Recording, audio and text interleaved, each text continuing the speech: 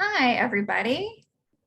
Welcome again to First Friday. It looks like we still have some folks joining us, trickling in here as we're about to get started. But we are so glad to see all of you and want to welcome our speakers today. Dr. Nancy Campbell, JP Olsen, and Luke Walden, who are all with us now. So glad to have you. Thank you so much for being here. If you've not been to a First Friday before, my name is Carol Easterly. I am one of the museum program coordinators here at the Kentucky Historical Society, and it is my great privilege to get to coordinate this program. Admitting some more folks here. And just before we get started, as always, we just want to give you a few reminders about Zoom, though I expect we're all pretty familiar with it at this point, 2.5 years in to this pandemic.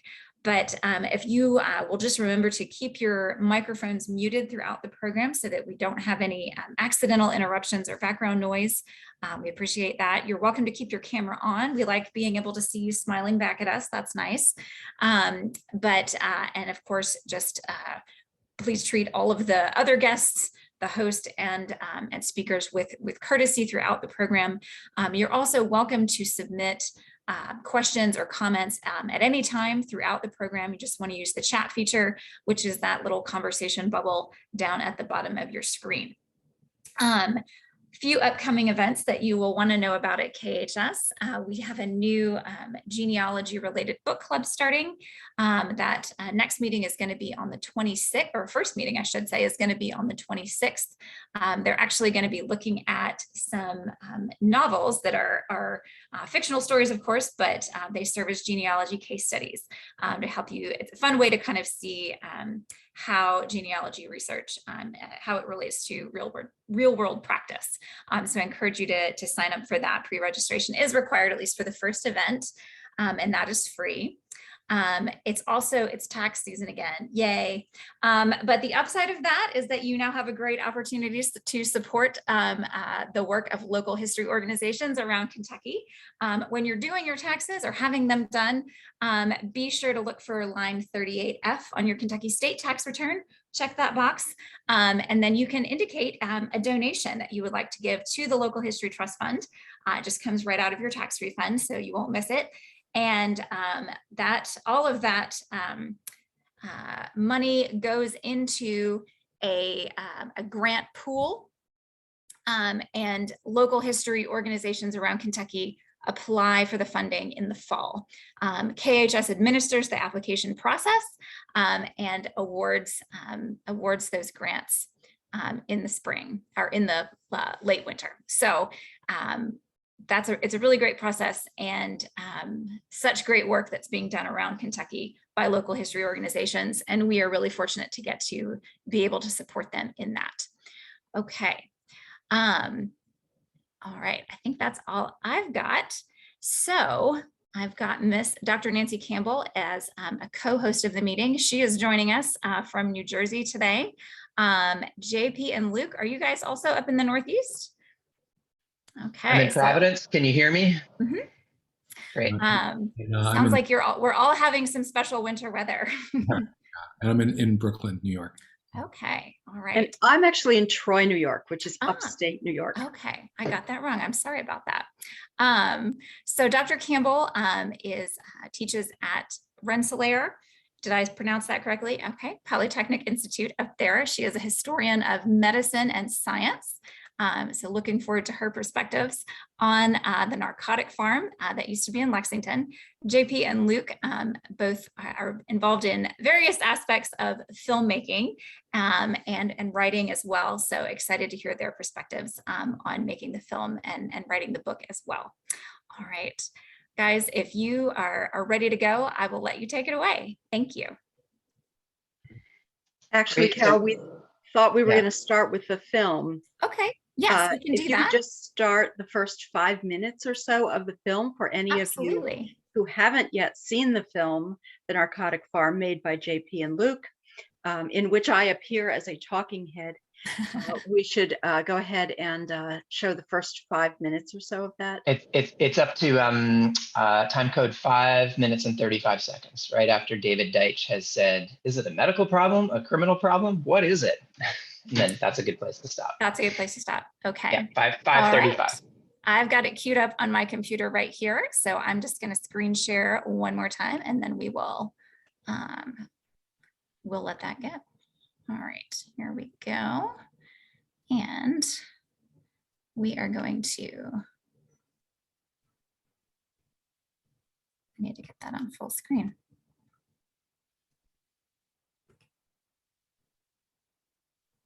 We're also not hearing it. Uh-oh. Okay. Let me pause here.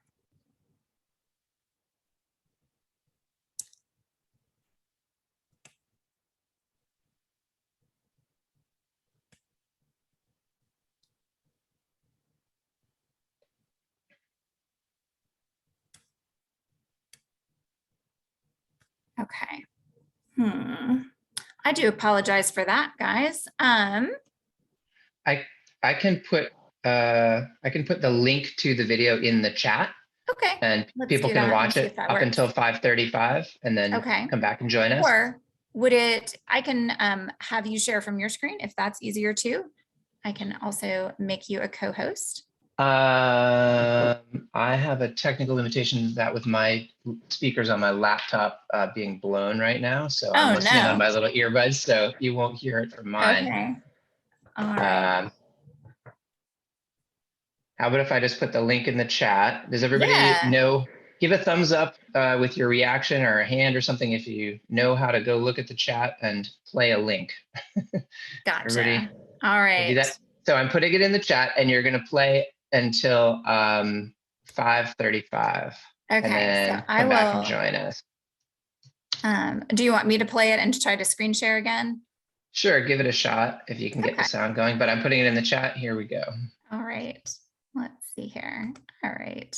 They'll have better quality that way anyway. Gotcha. All right, now I'm going to make this full screen and we're going to turn the volume up. All right, all my First Friday people, you guys are amazingly patient. Thank you guys. And all right, I see it there.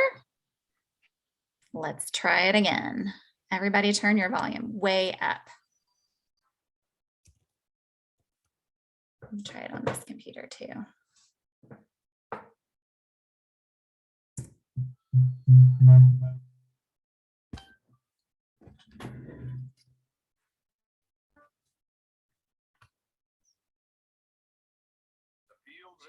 Of Kentucky, the heart of the bluegrass country, just outside of Lexington. We're an unlikely setting. We come home to some of America's most desperate drug addicts.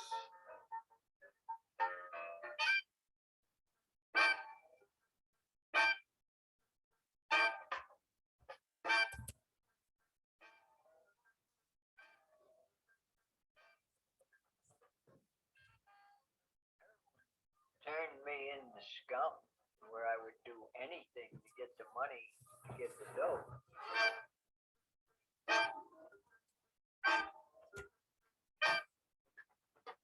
I shot dope from the time I was 15 to 25. It's low. My generation, we were the first group of kids becoming drug addicts in the United States. I don't think the society had seen that before, teenage narcotic addiction. This is class 1948. This is me over here. I probably got involved in drugs when I was about 11 years old. By the time I was 17, I was experimenting with heroin, first snorting and then finally injecting heroin. I got arrested and they sent me to Lexington. For decades, this was the world's most famous and infamous center for the treatment and study of drug addicts. Lexington was the place that the world learned about addiction. It wasn't just the center in the United States, it was the center for the whole world. But it would also become the center of a scandal over the ethics of drug research on federal prisoners. What they were doing was using science to understand drug addiction in order to eradicate it. And this was the only place in the world where they had access to the kind of human subjects that they did.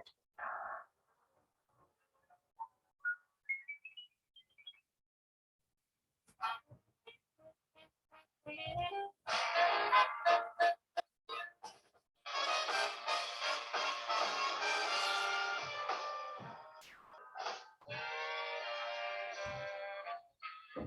height of the Great Depression, while Washington promised a new deal for the unemployed, the Narcotic Farm offered a new deal for drug addicts.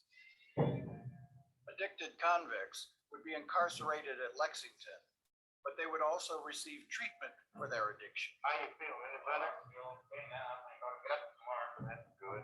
Lexington came out of the progressive ideology of moral therapy. And part of that was, let's see if we can rehabilitate anyone who does not fit with our idea of normalcy so that they can become productive citizens. That was the impulse that really sparked Lexington. Lexington was opened in 1935 to house drug-addicted men and women that hospitals wouldn't treat and prisons didn't want.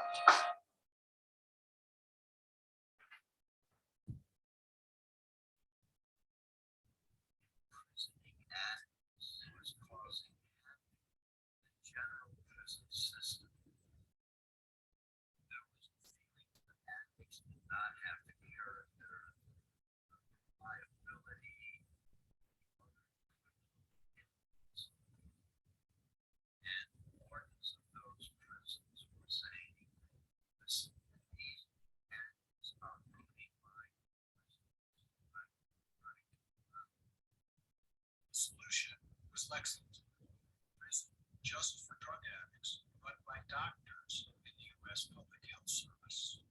Basically, the Public Health Service treated the people that nobody else wanted to treat. So they were the treatment of last resort. Lepers, nobody wanted them. Nobody knew much about them. So established narcotic farms where they will go and they'll learn how to work in a healthy environment. When the United States Public Health Service established in Lexington, Kentucky, the problem of narcotic drug addiction was not a matter of medicine. Until that time, this problem had been regarded almost solely as a correctional one. Lexington was a prison and a hospital. It's symbolic expression of American schizophrenia.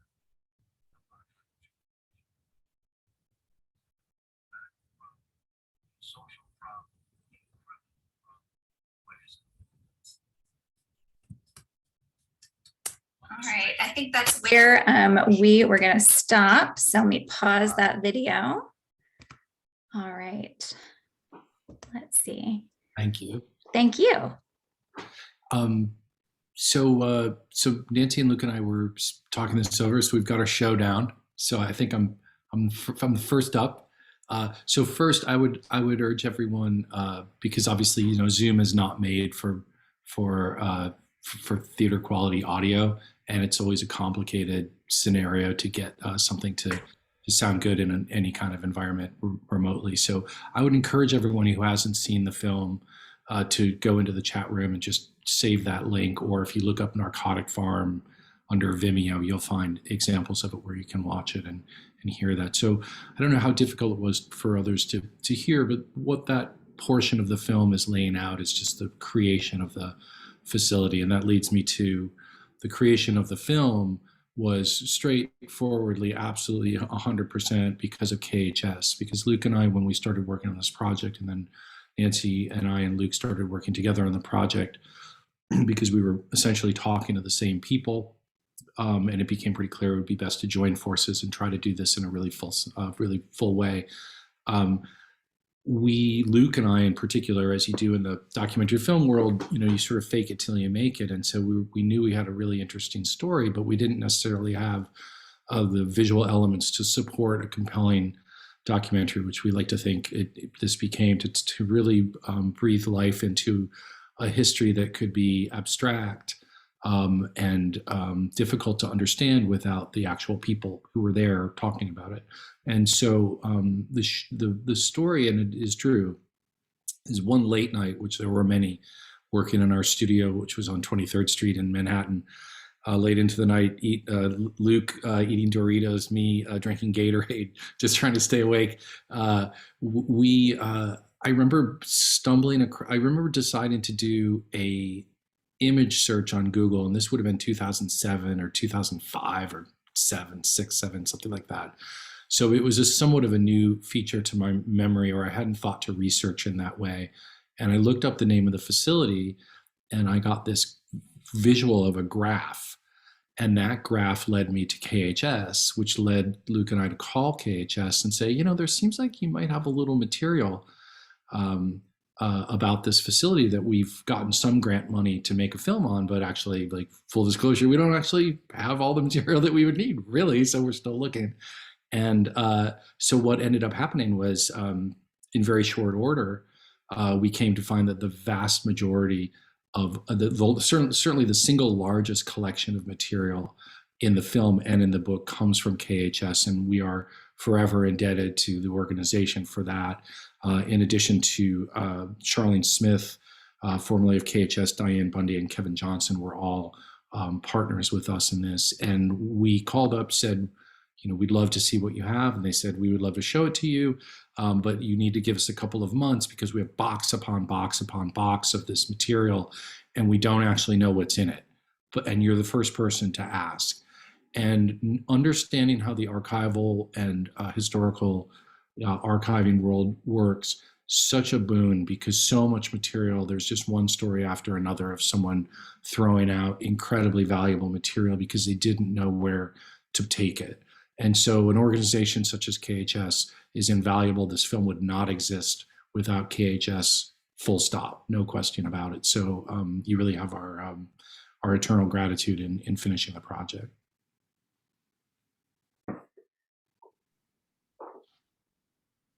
And as Nancy gets the slideshow queued up, I just want to say, in the film that you just watched, I think most of the archival footage of the institution came from film that we found in those 8 boxes at Kentucky Historical Society, which had been donated by a former nurse at the institution. And we have, I think, about 50 photographs in our book. Book is available. It's in print again, which are from the Kentucky Historical Society as well, as is this photo. Many of the photos in this slideshow we found in the archives at the Kentucky Historical Society. Yes, in fact, we tried to concentrate on KHS holdings in this in the slideshow. So we'd like to take Taking the Cure at the farm was a journey, and we'd like to take you on a little bit of this journey. And so what I'm going to do is we're going to recount a voluntary patient's progress here.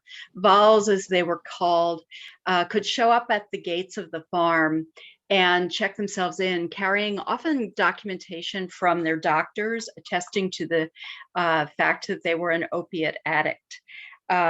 This is a mugshot of an actor who's posing as an inmate. You've already seen a little bit of it if you watch that snippet of the film. And once in, someone who came in as an actively addicted opiate addict, a heroin user or a morphine user, had access actually to more and better health care at the narcotic farm than they had anywhere else in the country. Doctors feared prosecution under the Harrison Act by the Federal Bureau of Narcotics. Doctors did not prescribe opioids until the mid-90s in the quantities that they did. They refused often to treat addicts, and they turned them away. Lexington, however, provided full physicals during intake and dental care and treatment of those suffering with diseases. Here you see a tuberculosis screening. This is an Arthur Rothstein photograph from KHS. To the Public Health Service fell the task of serving the underserved, and narcotic addicts were certainly underserved. Narco was a destination to people with chronic pain from various causes, ranging from occupational injury to railway accidents to cancer. And so during their stay, patient inmates benefited from healthcare, and here you see them lining up for the medication line. They also had a more compassionate form of care than they encountered anywhere else, without all of the moralism and stigmatization that they encountered elsewhere. So people were kept as comfortable as possible during detox.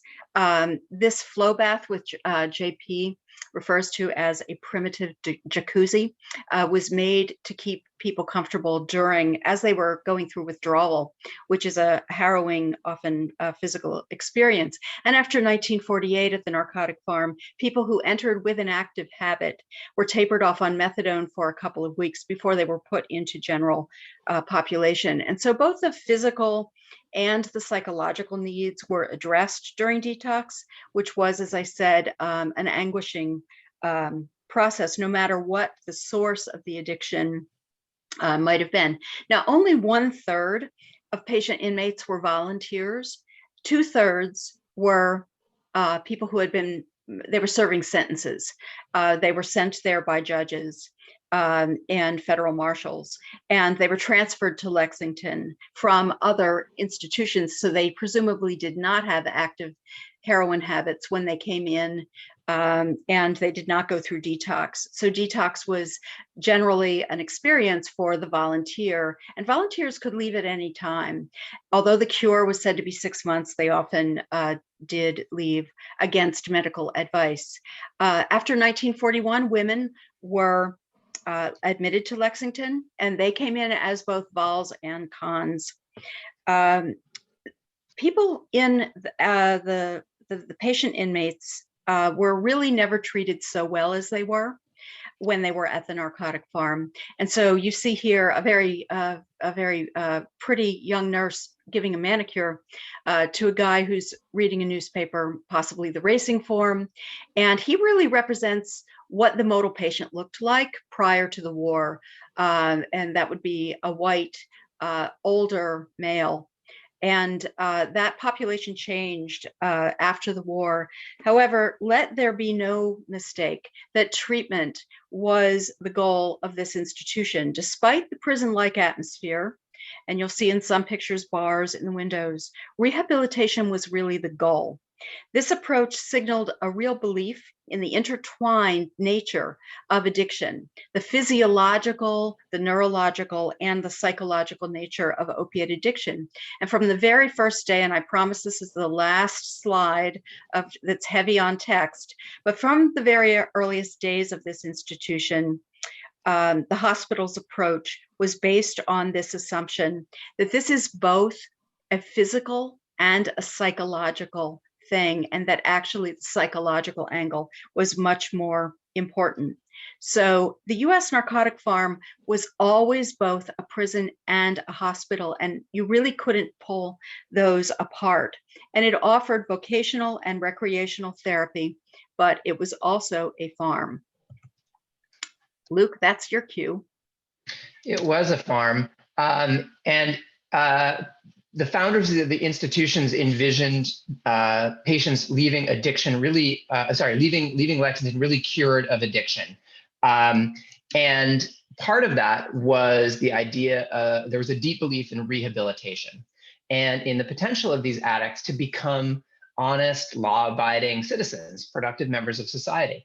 So a big part of that was job training. So inmate patients learned to work as auto mechanics, as we see in this picture, which comes from KHS, by the way. We're going to stop saying it. Probably 90% of the photos in this presentation are from the Kentucky Historical Society. So they could be auto mechanics. They worked in trades like carpentry or in the needle trades, which also helped sustain the institution. At some points in its history, the inmates made all of their own clothing. Male patients learned to work as X-ray technicians, as dental assistants, gardeners, cooks. Female patients worked in the kitchens or learned beauty parlor skills, or even worked as babysitters for the staff of the prison who lived in houses on the grounds. Now, a big part of the work was also on the farm. Narco was founded on the progressive values of the virtues of hard work, especially outdoors under the sun on God's green earth. And so it was designed as a 1,000-acre self-sustaining farm, a massive operation, livestock, huge gardens, and many inmates working in the fields.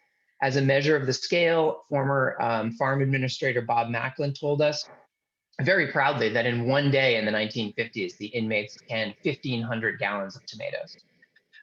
The farm could be a shock for inmates coming from urban neighborhoods in the northeastern cities. We talked to one former patient from Brooklyn in New York City, John Stallone, who seemed traumatized by the screams of pigs being slaughtered. And we talked to another former patient and fellow Brooklynite, Stan Novick, who had got a job in the dairy barn.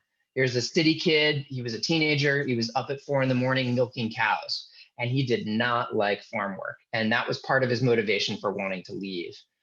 He had checked in voluntarily. There were some questions in the chat about volunteers. He had checked in voluntarily, and so he should have been able to leave when he wanted, except in Stan's case, he wasn't able to because he was a minor, and so he therefore required his parents' permission to leave, and his parents did not give him permission.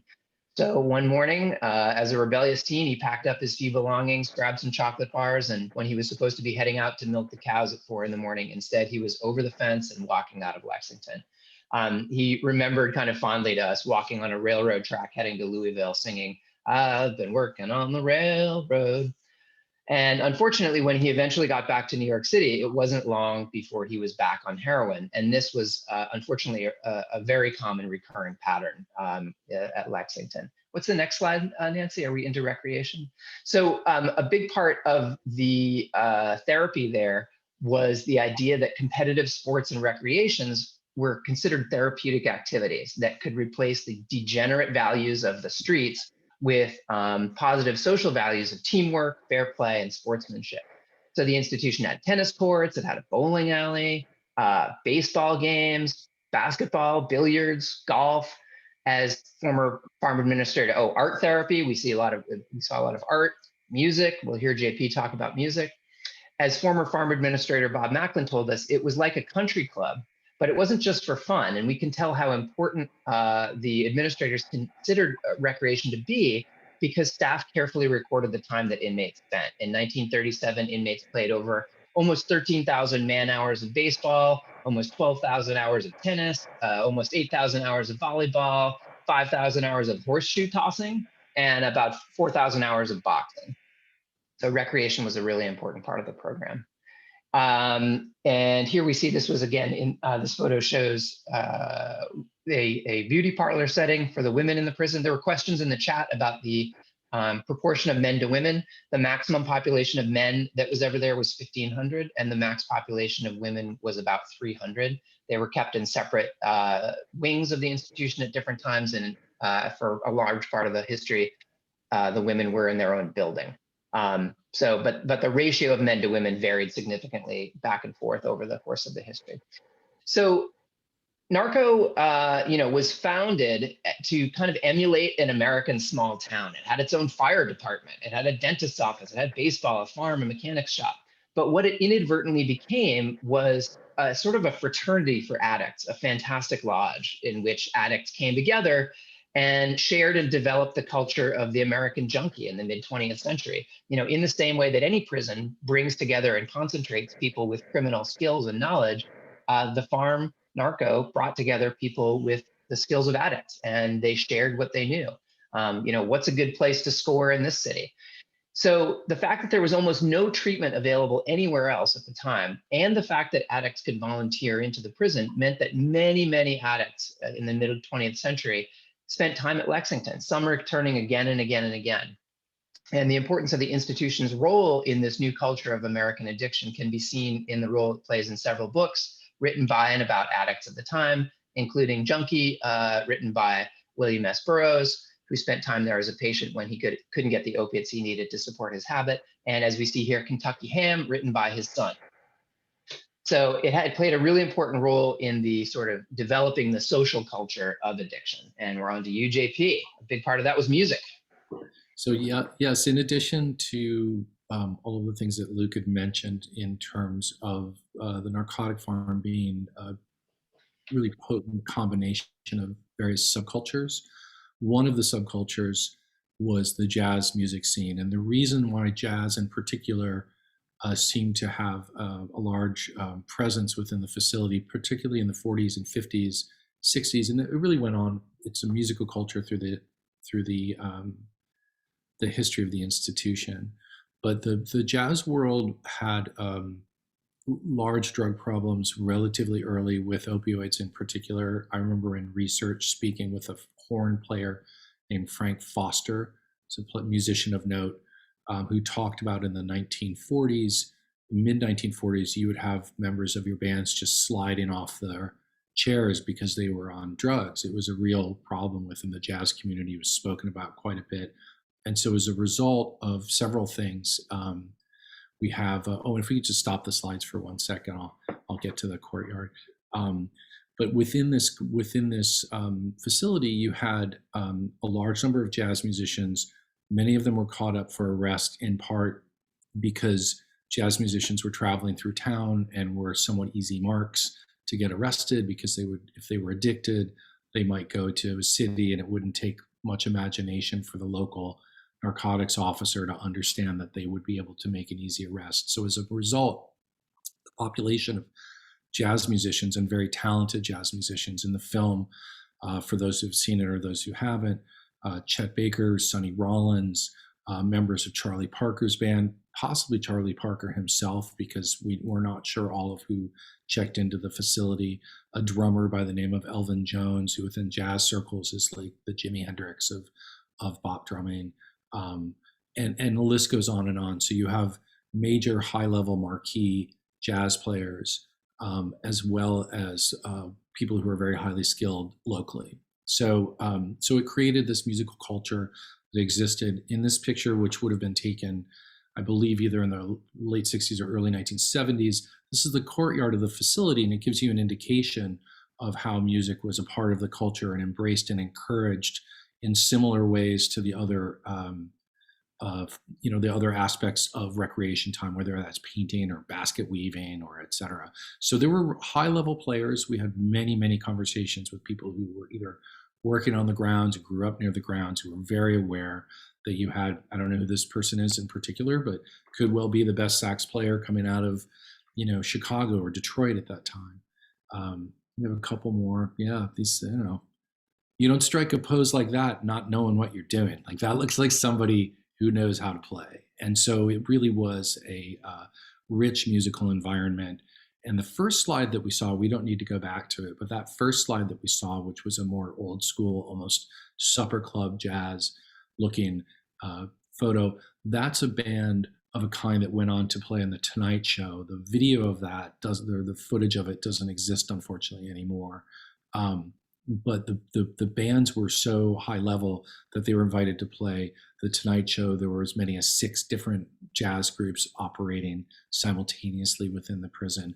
Our narrator and composer for the film, Wayne Kramer, played in a band when he was incarcerated there as well, and was playing with a musician by the name of Red Rodney, who was a very, very high level trumpet player, played with a number of top groups at the time. This photograph is obviously a beautiful portrait. That is not Carnegie Hall, that's not Town Hall, that's not your local beautiful WPA theater. That's the auditorium in the facility, and that was a performance, as we understand it, by all people who were in the facility at the time, not as workers, but there either as volunteers or because of sentencing. So it just gives you a sense of the level of artistic accomplishment that existed within that time and space, and how it was also very much encouraged. And this last photo, which I love, was taken by a local photographer by the name of William Strode, who was a wonderful man and did us a major solids by offering a lot of photographs to us for the project. These are practice rooms, and off the wings of the auditorium, there were numerous practice rooms, which we've all, Nancy, Luke, and I have all been in. And our narrator and composer, Wayne Kramer, who is in the film, talks about how he would go into the practice room and he would see musical notations written across the wall that were highly sophisticated. And he wondered to himself, like, who was the person that was behind this? Because this is on a different level. There was even, to end this jazz part, there was a record that was composed by an inmate by the name of Tad Dameron, who is one of the great composers of jazz music in the mid-century. He created an orchestral composition And the sheet music was then sent out to the band to record for Riverside Records simultaneously. So you have this environment where it's not like a prison today, where you would get that kind of easement in terms of allowing someone to be creative. So it was quite extraordinary for people who were looking to clean up, but also had talents that were on the outside that they wanted to continue. And the last thing I'll say is Frank Morgan was a quite talented horn player who died, spent about 20 years in definitely out west. It wasn't Leavenworth, but he spent time in another prison. I thought he might have spent time in Lexington. And his response to me was, "I wish I had." So it gives you a sense of what the general feeling was among people who were sent to that institution, as opposed to other federal prisons of the time. And so there is a problem. And the problem is that there were very high relapse rates with this institution. And so despite all of these, I think, quite altruistic efforts to try to help people, the sad fact is that addiction is a reoccurring, it's a nature of the disease is to relapse, and without proper outpatient care, which really didn't exist as it does today, people were getting cleaned up and then sent out, and very rapidly would relapse. The numbers are around 90 to more % of the people would relapse, at least on their first time out of the prison. And Nancy can speak to those specifics much more, but in general, it became recognized that this treatment, while humane, wasn't necessarily working in the way that people had hoped that it would. Yeah, so as you can probably tell, we kind of specialize in different aspects of the institution, and I've been especially interested in the quest for the cure. What was addiction in scientific terms? How do we define it? Because you have to imagine a time when this scientific lab, which was mandated by Congress in 1929 and opened in 1935. When they opened, the idea was that science could find a cure, but they didn't even really have yet a lot of the scientific definition of what addiction was. And so research at the Narcotic Farm took many different forms until they kind of began to find something that stuck. And one of the forms is depicted here in the first couple of slides. I'll show you on this. This is galvanic skin response is being measured here. That megaphone is so that words like dope or informer could be spoken into it, and then the physiological response of the subject could be measured. Was there a specific kind of charge to the word dope, for instance? So, although treatment and rehabilitation were the primary function of the Narcotic Farm, this was also the world's first attempt to place research and treatment on a scientific footing. And so that meant, at first, it meant charting out what was withdrawal, what was tolerance, right? All of those words that we now take for granted were defined at the Narcotic Farm. In a lot of ways, these kinds of charts about what's going on during tolerance and withdrawal were built up in the laboratory at the Narcotic Farm. They charted the physiological process of addiction.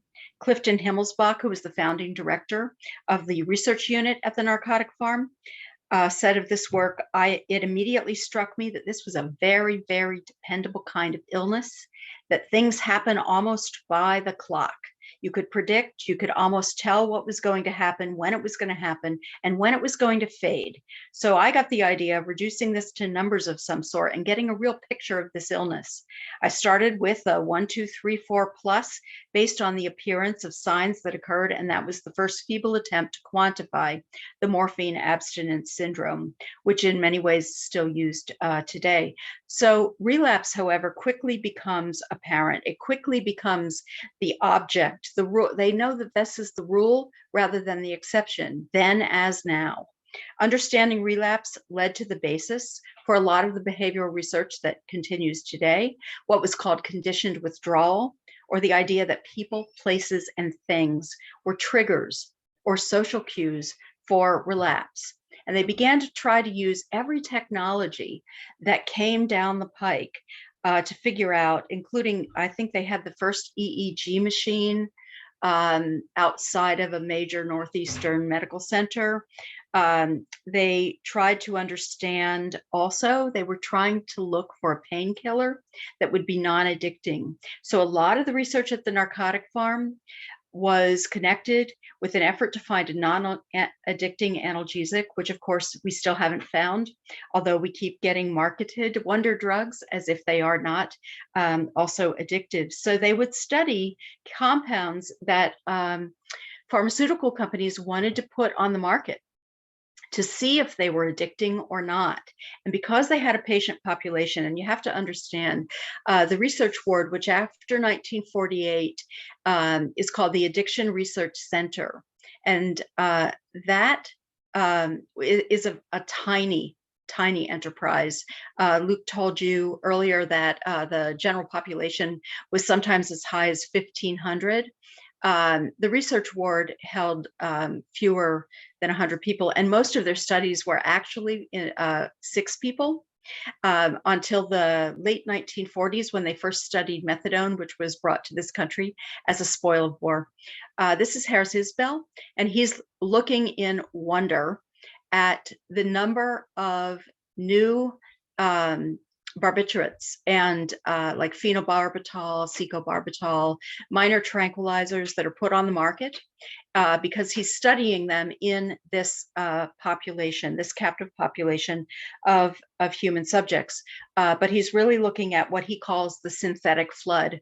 And we, of course, are now in another synthetic flood, but that one was one in which Lexington was the only place in the world that had a population of human subjects for studying drug effects of this kind.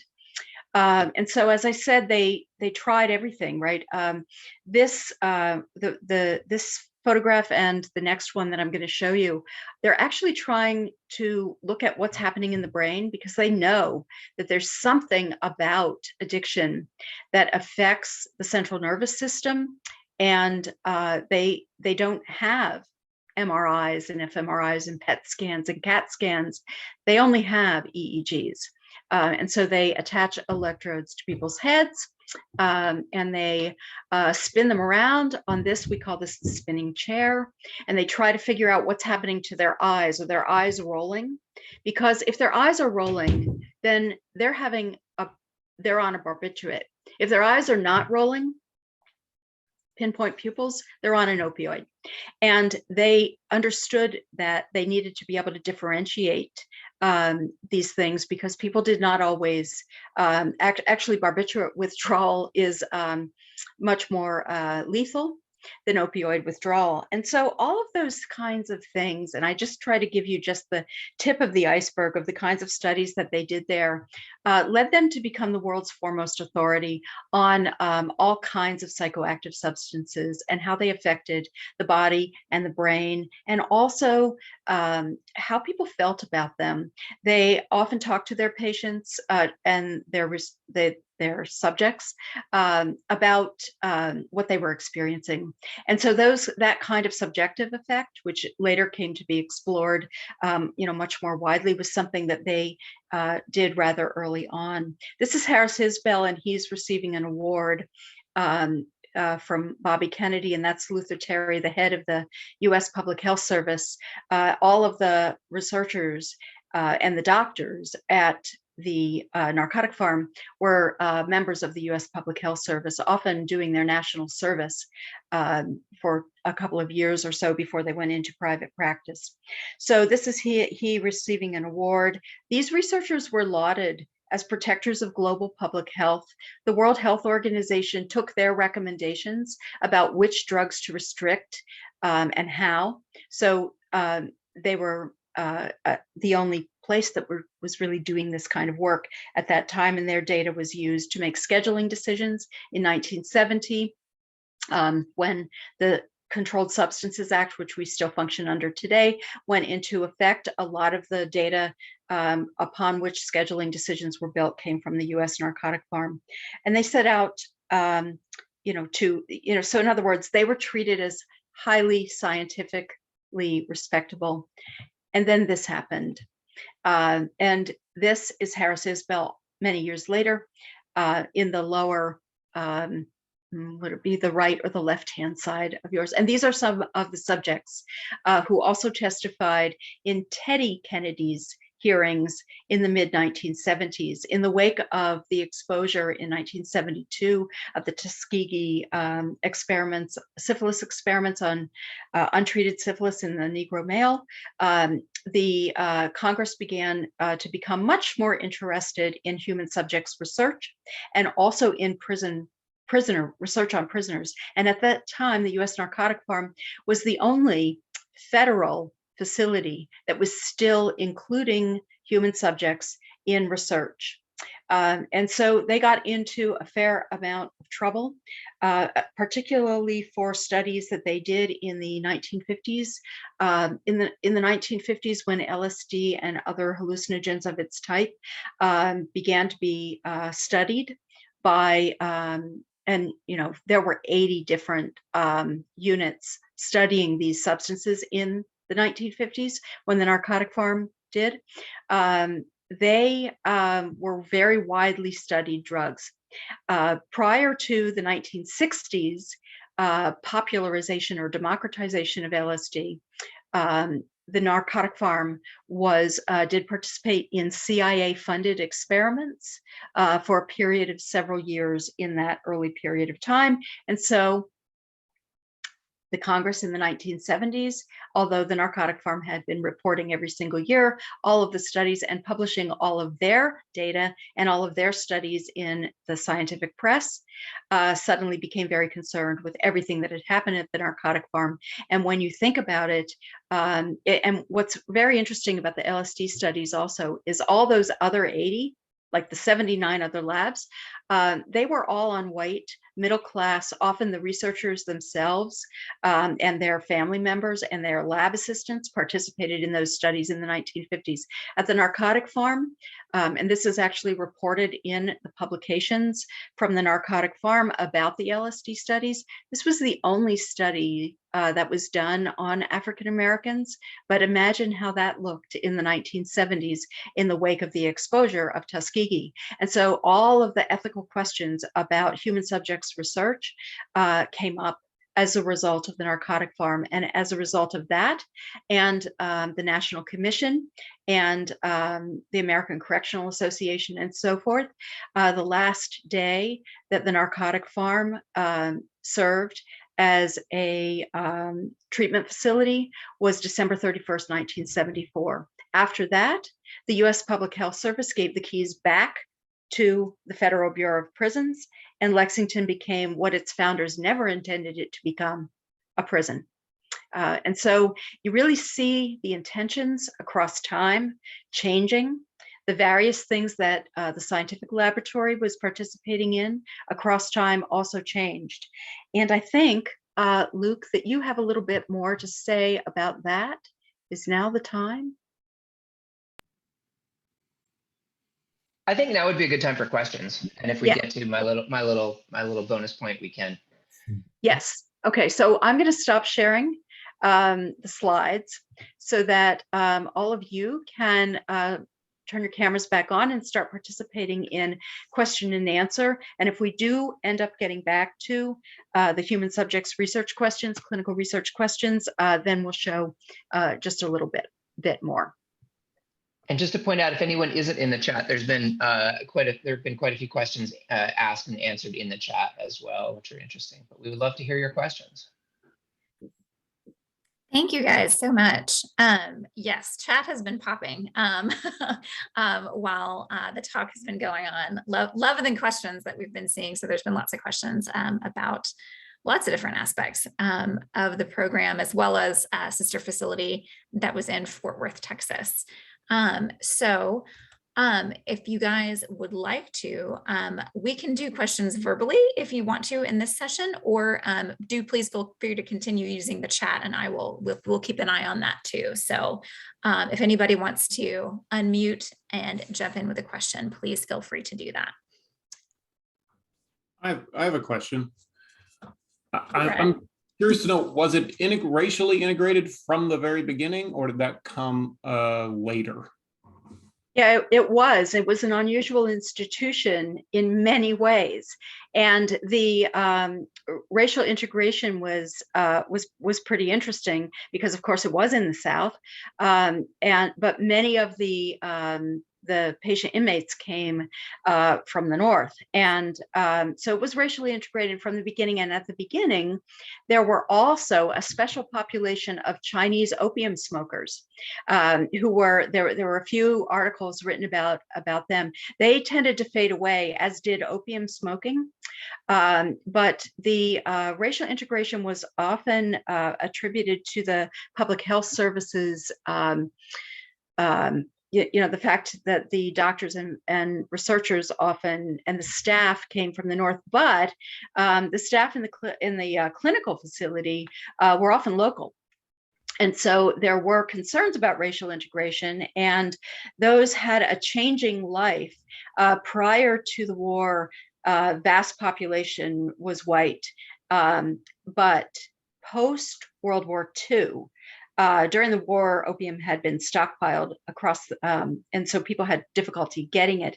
But once those heroin trafficking routes opened up again after the war, there was a huge rise. In fact, all of the guys in the film were from that post-World War II recruitment of much younger, much more white ethnic and African American and Puerto Rican. Lexington also served Puerto Rico, so anyone who needed drug treatment from Puerto Rico was brought to Lexington. And so the Puerto Rican population also was very cross-class. So very well-off Puerto Ricans were also in the farm. So it was an incredibly integrated place when you look at it relative to other institutions of the time. But the kind of integration sort of changed across time, depending upon the population that was entering the institution. Great question. Thank you. Yeah, and I just wanted to add one quick thing to that also, is that when the institution was put together, because it was federal, the federal laws were different than local laws. So you had integration at a time when Jim Crow laws were in full effect. And that was quite a challenge in the beginning, I believe, to administrators to just make sure that they could, they were basically having to knuckle under to what the federal government was demanding.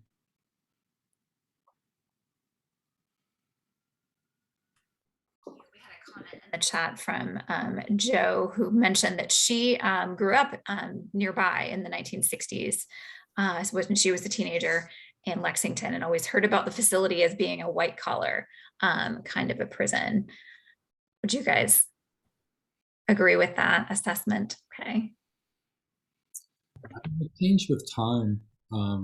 It certainly didn't start out that way. It was quite diverse population of people, but because of the nature of the prison being used in different ways, depending on the need of the time, the building has stayed the same, but the usage of it and the reason for it are changing and continue to change. But there's certainly a period of time. But yeah, there was also, at any given time, 10 to 15% of the population were doctors and nurses who had access to opioids. And so the white collar nature of it, in terms of social class, was very interesting. There were also celebrities who went there. The actor Robert Mitchum, I think, and there were some other celebrities, right? So it had a cachet that, and certainly cultural elites, writers and poets, and the musicians, of course, that JP mentioned. So it had a kind of class culture, but over time, the majority of people who went there were not well off. And in fact, there are many stories of people going there because it turns cold and wintry in New York City, and they need a roof over their heads, or they need access to dentistry. Dental care was a huge benefit of the institution, because doctors and dentists, as I said earlier, were often not, helping people. And so the nature of the white collar is often healthcare professionals. That's really interesting. Deborah, go ahead. I want to just tag on to that one thing. There was one thing that I don't think we said in the jazz section, which is that because of the reputation of the band that JP so eloquently described, sometimes people would voluntarily go and check in just because they wanted to get to play, with some of the greats who were in the jazz band. People would volunteer for a lot of different reasons, and one of them was to be part of the jazz program. So Deborah, who is a KHS staffer, she had a few questions. She wanted to know, how did potential patients or inmates find out about the institution? For example, how would a Puerto Rican person find out about it? I mean, it was certainly part of the culture. I mean, if you see films of the time, Frank Sinatra plays a character which is in the film who's just returned from Lexington. So there was a moment where it was a cultural moment, not unlike, I can't even think of the example, but it would be unusual for a person who had been touched in any way by addiction to not become aware of it at a point, I think is a fair statement. So it was well publicized. It was talked about as a positive thing. It was like Betty Ford, because there was no Betty Ford. And it was part of that fraternity culture of junkies. Your habit's getting too big. There's a panic. We can't score anything right now. You got to go down to Lex. Yeah. And there's also multiple, we can run across multiple industrial films of, Johnny down the street has a problem. Johnny's a junkie, and it's like you would have this film and it's like, but there's hope for Johnny. And then you would see some kind of presentation of that kind. So there was a real attempt, and certainly in the early 1950s when you had a teen drug epidemic, which was really the first of its kind for opioids, at least that I'm aware of, that was on the numbers that were, there was a real public demand for a way to deal with this population of people who, they're kids, like maybe they can turn their life around. Do we really want to turn them into criminals? It's very similar to today. I mean, things like drug courts, which we think of as being, of the moment, those were absolutely happening and sending many, many young people and others to Lexington. So it was a known place. Like if you had a drug problem and you went before a judge in any part of the country east of the Mississippi, if they were with it, put it that way, they would probably try to get you there, as opposed to sending you into a population with people who were just full-on garden variety criminals, which was a concern. Yeah, and there in those films, there are slang terms, narco, of course, being one of them, but KY. In Panic in Needle Park, which was Al Pacino's first film, they have a conversation about going to KY and how many times this guy has been at KY, meaning that he's, kind of a super junkie. He's trying to impress his girlfriend. And The Man with the Golden Arm in 1955 was one of the first, if not the first. I mean, you can think of The Lost Weekend, but it's really about alcohol. And Lexington did not take alcoholics. So The Man with the Golden Arm, there's actually a conversation. The film opens, as JP said, this is the Frank Sinatra film, 1955, with an actual conversation very similar to what we told you earlier today. They have a conversation about, is it a prison or is it a hospital? And they go through, this whole kind of conversation in which the person who's been there, Frank Sinatra character, Frankie, who is returning with a jazz drum, getting off a bus, going right to the bar and explaining about his time at Lexington. And so, yeah, it was very well known. And in Puerto Rico, as I said, it was very, everybody went there. And so this small, population of medical professionals who are going to be sending people, including some, again, relative celebrities. So it was a known, if you have this problem, then this is where you go.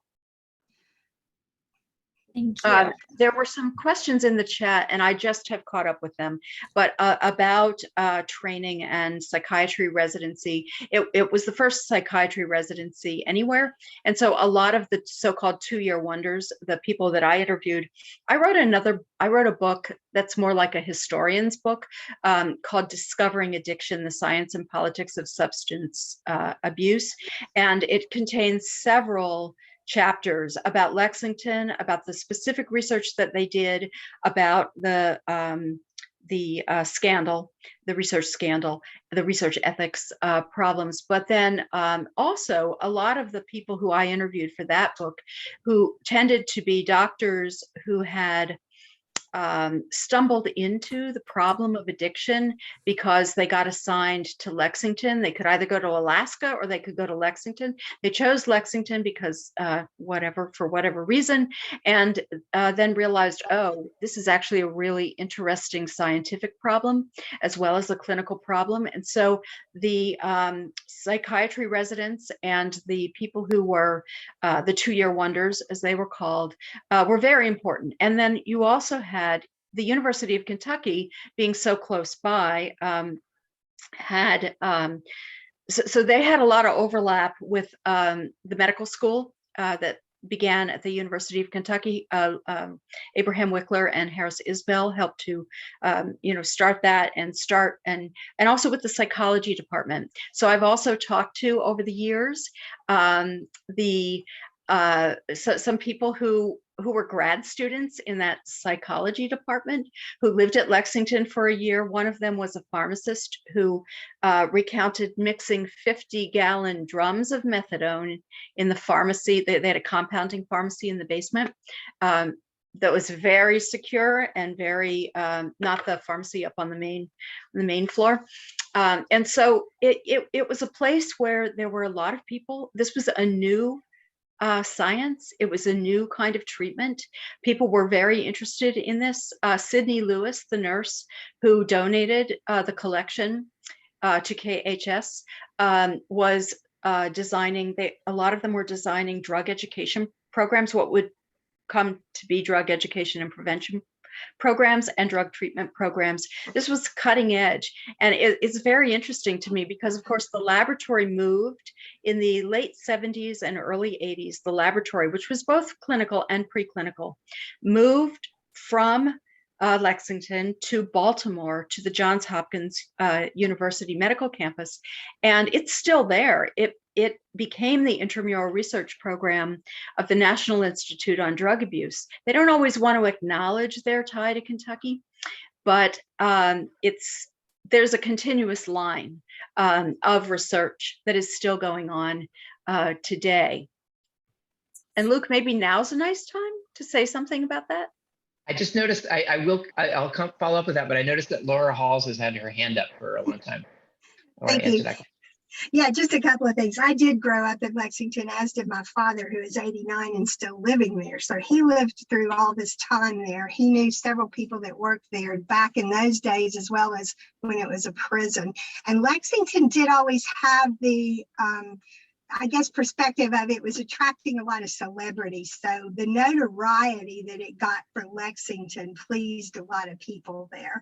And it was very interesting that you said there was no alcoholic rehab. There was not at the farm. However, there was a very famous clinic there run by a Dr. Riggs that a lot of Hollywood actors and actresses, Clara Bow in particular, would come there to dry out.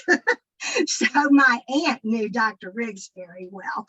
And so she would meet all these celebrities and have these letters and photographs from some of them and stuff. So it was, they did do both in Lexington. They just weren't connected together. Oh, lovely, lovely memories. Lexington is actually still a hub for clinical research on alcohol and drugs. All right, here it is. I hear the handoff, Nancy. So Nancy was just saying that the Addiction Research Center really laid the foundation for the discipline of addiction research in this country, and that a lot of the researchers who, as young trainees, went and spent a couple of years there, went on to become the giants in the field of addiction research throughout the 1970s, 80s, 90s. addiction research is still over $1 billion a year federal industry. And this kind of research that took place at Lexington is still taking place all over the country. Right now, it's taking place at the University of Kentucky. Let's see, I don't know if you can see this. Did I give you the closer view, Nancy? This is a Craigslist ad. Go back one. This is a Craigslist ad from a couple days ago, looking for research study participants who are users of cocaine. And then if we go to the next one, next slide, here's an ad also on Craigslist, just a closer view. UK is conducting addiction research into opioid users. So note that this is people who are going to live at the UK hospital for 6 weeks. This is a 6-week inpatient study. Qualified participants will be paid for participation. Now, I haven't called to ask about this particular study, but about a year ago, I did call just to get some research, do some research about a different study that took place over, many weeks, and I think had 40 visits or something. And the pay for that, I believe that was a meth study. Yeah, I think that was a stimulant study, but the pay for that was $4,500 or closer to $5,000. So here is research for looking for addicts to do human studies to try to continue to solve this addictive problem. And research subjects are being enticed with significant amounts of money and also the opportunity to do drugs in these studies. So, the ethics of doing research in prisons, in the 1970s, we decided as a society and globally that that's not ethical. It's considered an inherently coercive environment. And the promise of getting to do drugs in the study is considered an undue inducement, but we still do that. We just don't do it in prisons. Instead we do it with addicts off the street. And so I think that the ethical questions go on, and I'll be curious to see how society looks back on addiction research today in 30 or 40 years. And, will we say, oh, I can't believe we were offering $4,000 to somebody who has an opioid addiction, because what are they going to do with that $4,000? But yes. Currently right now at University of Kentucky, there are at least 10 studies going on like that. And it's one of many, many hubs in the nation for this kind of research. Yes. So one of the reasons that the ARC moved to Baltimore, they chose to move to Baltimore rather than to DC, because they felt that they could have access to a population similar to what they had been seeing at the narcotic farm, so that they could continue to do clinical research, because they really did have questions about improvements to treatment and how these drugs actually affect people. I also wanted to reply to a question that appears in the chat about was there never a realization on the part of the medical researchers that they needed something treatment-wise, I think that is implying, in the patient's home communities. The demise of the narcotic farm was not just the scandal, but in the 1960s, in the late 1960s, legislation was changed that meant that there was an act called the Narcotic Addict Rehabilitation Act in 1966, and it changed the nature of the institution because it lowered sentences. So in the early 1950s, mandatory minimum sentences for narcotic addicts were quite high. And across the 1950s, those mandatory minimums were increased. But in the 1960s, when a lot more people began to use these drugs, the sentences actually fell to 6 months, because it was sort of like community mental health. It was, the idea was that if people had access to treatment in their home communities, then they would get better more quickly. And so in the 1960s, that philosophy and that phenomenon and the legislation that underpinned it led to the decentralization of addiction treatment. So prior to that time, Fort Worth and Lexington were really the main places in the country where you had to go if you needed a treatment for an opioid addiction. There were other programs. There were certain programs, like in New York, there was Riverside Hospital, and there were other programs, but the steady state programs were the two narcotic farms. That changed. and it changed with NARA, which decentralized addiction treatment. And the law actually says you have to offer drug treatment anywhere anyone needs it. And so that meant that addiction treatment providers who didn't know anything much about addiction, Salvation Army, Catholic Charities, lots of charity treatment providers got into the game, and they began to create new kinds of addiction treatment programs, including what we call therapeutic communities. And so there was a broad decentralization, and then the states, each and every state had to create an addiction treatment oversight organization. Ours in New York is called OASIS, the Office of Alcoholism and Substance Abuse Services. Everyone has one. Sometimes they combined alcohol treatment and drug treatment, and sometimes they kept them separate for some time and then merged them later. So that was really a big philosophical shift. And that meant that addiction treatment was now decentralized. And so for that period of years, the Narcotic Farm was really quite different. The bars came down, patients were allowed to paint their own rooms, whatever colors they had, wanted, and there were bead curtains put up, and we have photographs of those. We ended the book, and in a sense, in the 60s, because that was the photo, those were the photographs that Sidney Lewis had pulled off the truck. And we have some from the 70s, but we didn't go into that later part of the story. It's complicated. The NARA is a complicated law, but it really did change the culture of the place. And it also made it difficult for the researchers, because they had to import prisoners from Atlanta Penitentiary or Fort Leavenworth or other penitentiaries, because the people who were at that time going to the Narcotic Farm were not allowed to volunteer for research because they were not federal prisoners anymore. And the researchers were working solely with federal prisoners. Luke, it looked like you wanted to jump in on that. I do. I'll jump in, and then JP, I want to say two quick things. One, the big takeaway from this place, this was an experiment and an institutional solution for a social problem.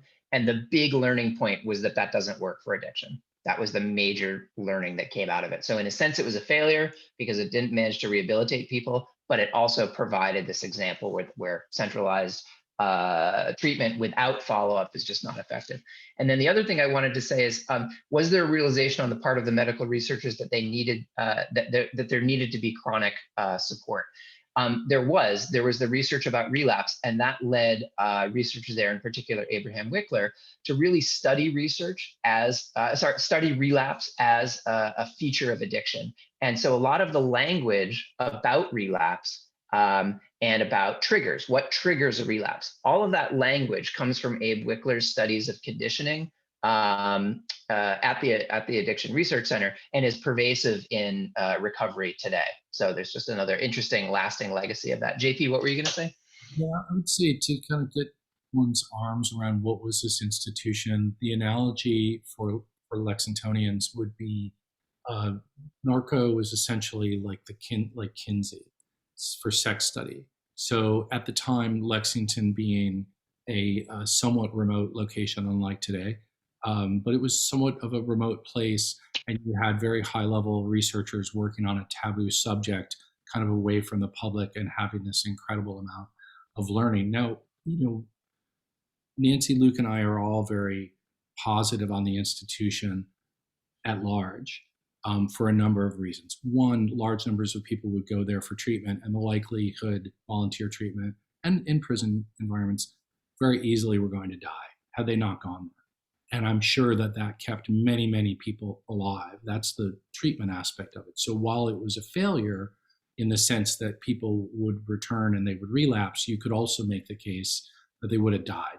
And so there's that. And they may have gone on to relapse 2-3 more times and then become productive members of society and turn their lives around, as is the case with the people who we interviewed, who were all the former prisoners. Second, to the realization on the part of the medical researchers that needed something in patients' homes community. It's true, though I will say that there were moments when I found myself having conflicts about how I felt about the research. And part of this is understanding that it's a moving target, and what is proper at one point in time is not necessarily going to look that way. And we understand that our society is changing rapidly in a million ways right now. So there are all kinds of things that would have been kosher 10 years ago, which are not. So bearing that in mind, I do remember a conversation with a more 60s doctor who raised the question with Abe Wickler, what happens to the people who were released from this institution who have been maintained on drugs for study? And the response he got was not friendly, it was fully hostile. Secondly, the people who were part of that research project, meaning volunteering for drugs and getting time off, et cetera, what was the follow-up for them? As far as I understand, there wasn't one. And what that leads me to believe is they didn't want to know the answer, or they didn't care. So on the one hand, you have people who are conducting important research at a time and place when it's difficult and no one else is doing it. And it is saving lives. Naltrexone is a direct result of Lexington. Saved countless which is Narcan now called Narcan. So that's an example. Methadone maintenance, which is, shown to be a way to keep people from having this constant craving that turns you into a criminal because you have to go buy heroin. This also came from Lexington. So as I like to say, the classic, it was the best of times, it was the worst of times. Surely, Mr. Dickens, it can't be both. Well, it can be, and it's complicated. But I do think it's worth remembering that while I do feel that on balance, the work done there was incredibly important and largely humane, and that's backed up by all of the people that we interviewed, which were literally in the dozens, if not hundreds, and the stories were very consistent. And that's a good sign for a person working in a film that you're hearing the same story. But I think it's always worth remembering that it wasn't always sunny, that there were things that were going on in terms of how people were treated because of a disease that they have, and whether or not everyone came out well. And the answer is no. But on balance, the large number of people that would have died then and now, based on the learning and the understanding that the facility created, cannot be underscored. And Lexington is a world center for this. I mean, this is still emanating from this community. So it's its own Kinsey story, but far more impactful in our society. Yeah. I also want to clarify a little bit about that. So Narcan is naloxone, and that the idea that naloxone could reverse an opioid overdose, studies were done at Lexington to show that that was true, and that was really happening.